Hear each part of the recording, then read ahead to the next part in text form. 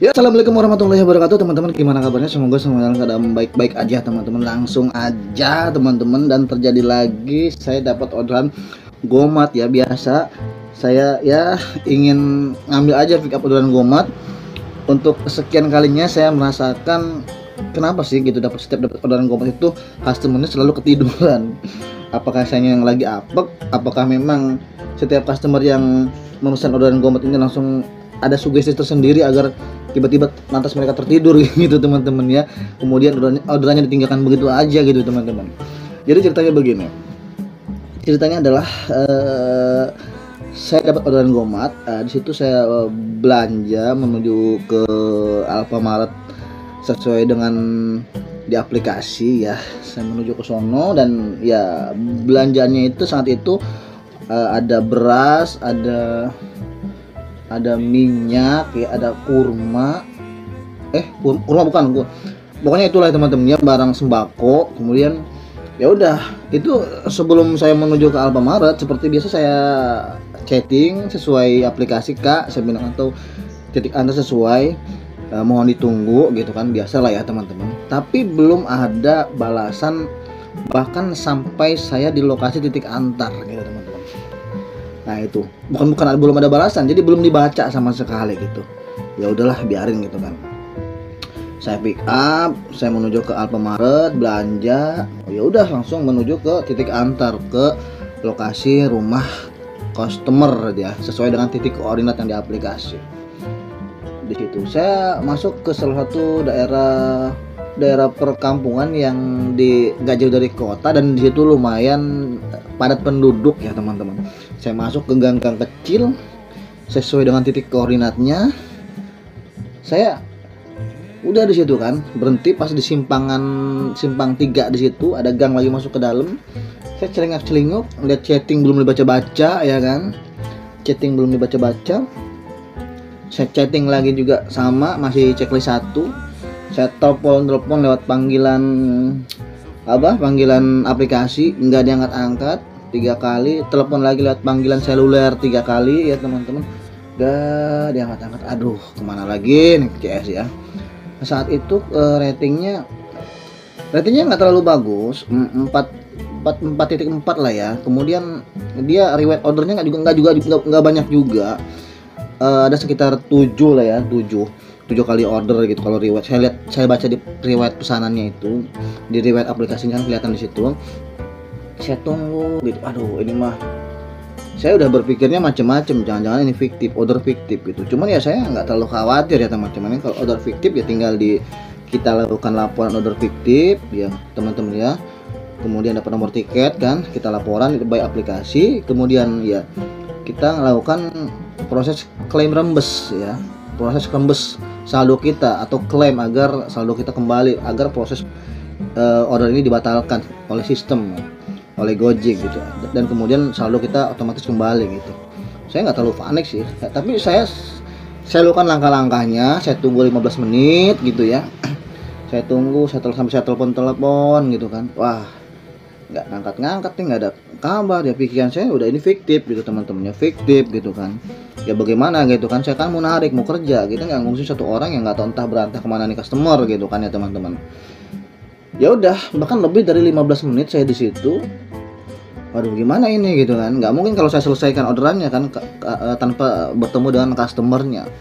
Ya udah, saya balik kanan, saya pulang dulu ke rumah, makan dulu, ngopi dulu, begini kan, ngerokok dulu ya kan.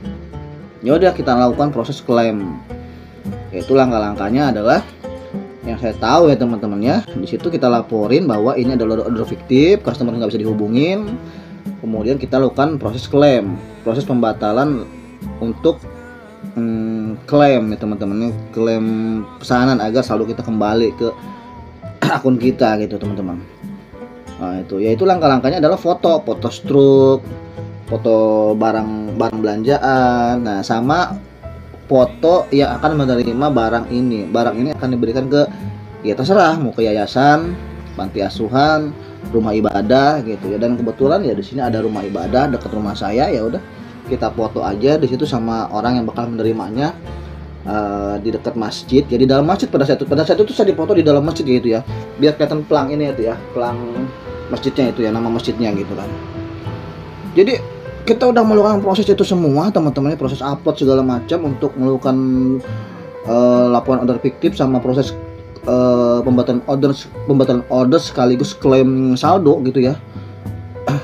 Udah pas bagian foto teman-teman, pas bagian foto sama menyerahkan gitu ya, menyerahkan barang sama si penerima gitu, penerima barang, customernya nelpon, customernya nelpon, Pak di mana katanya, ping gitu ya, astaga, aduh lo tadi kemana aja sih gitu tuh kan, aduh gimana ini gitu kan, malu-maluin saya gitu kan, saya udah di masjid gitu kan. Ya akhirnya ya terus terang aja, ini wah ini yaudah, ini order lah, orang customernya ada dan saya harus sampaikan, berikan pesanannya ke customernya gitu kan. Saat itu memang pembayaran tunai, kocak banget ya. Dan ya udahlah, mau nggak mau akhirnya saya chatting, Pak tadi kemana aja, saya bilang. Itu Bu gitu ya kan, di situ kan namanya inisialnya, nama inisial perempuan ya, Bu tadi kemana aja gitu, saya udah nungguin bolak-balik lebih dari sekian menit gitu di situ, di titik tersebut gitu. Yaudah saya balik lagi ke sana, iya Pak ditunggu gitu doang kan, ditunggu. Akhirnya saya meluncur lagi, itu lumayan ke lokasi itu teman-teman. Saya ya lokasi itu ke titik lokasi rumah saya kan lumayan jauh juga itu, dan mau nggak mau saya antarin lagi tuh barangnya ke lokasi titik koordinat si customer ini gitu kan. Sampai sana dia emang titiknya emang nggak jauh-jauh. Titiknya kan di depan gang itu ya, agak beberapa gang belakang lah gitu titik lokasi rumah dia itu.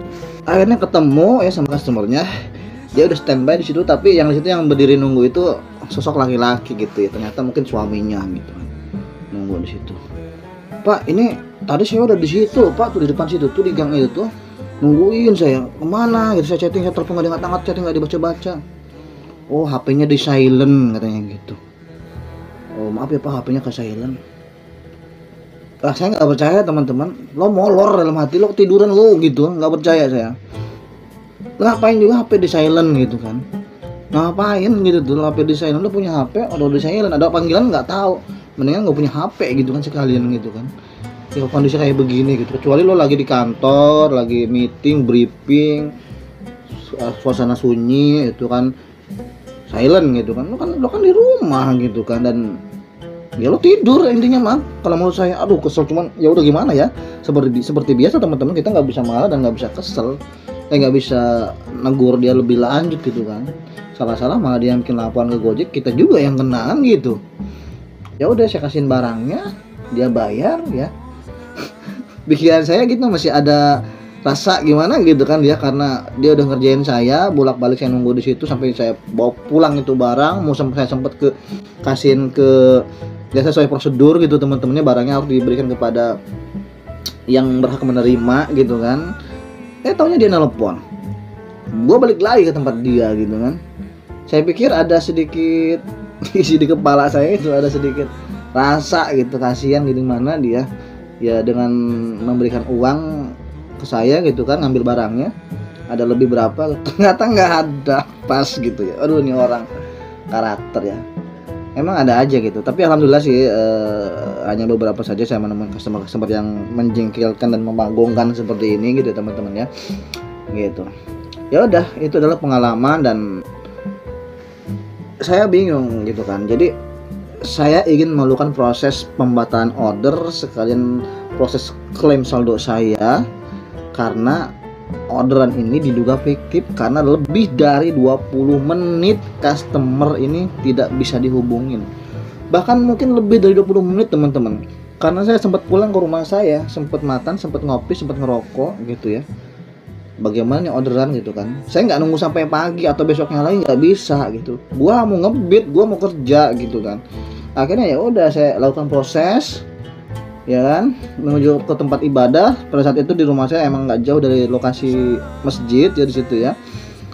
Pas giliran menyerahkan beberapa syarat-syarat untuk diupload ke aplikasi, bagian terakhir foto barang sama penerima barang, customernya nelpon, panggilan Gojek gitu kan, masuk by aplikasi dan nelpon. aduh gitu. Ini cerita yang luar biasa, pengalaman lah ya, pengalaman saya gitu teman-teman. Tapi udah teman-teman ya, semua itu adalah salah satu bentuk upaya kita. Ya itulah salah satu resiko kita bekerja. Dan video ini bukan berarti saya mengajak teman-teman untuk mengeluh ria ya. Ini hanya sekedar cerita, dan mungkin teman-teman di sana juga pernah mengalami hal-hal cerita-cerita yang luar biasa lah di Gojek ya, sebagai driver ya teman-teman ya. Jangan lupa tulis di kolom komentar jika ada cerita-cerita yang menarik teman-teman. Nggak apa-apa, cerita aja, barangkali saya bisa visualisasikan lewat video saya gitu teman-teman. Oke teman-teman, saya kata assalamualaikum warahmatullahi wabarakatuh. Tetap semangat dan salam hebat.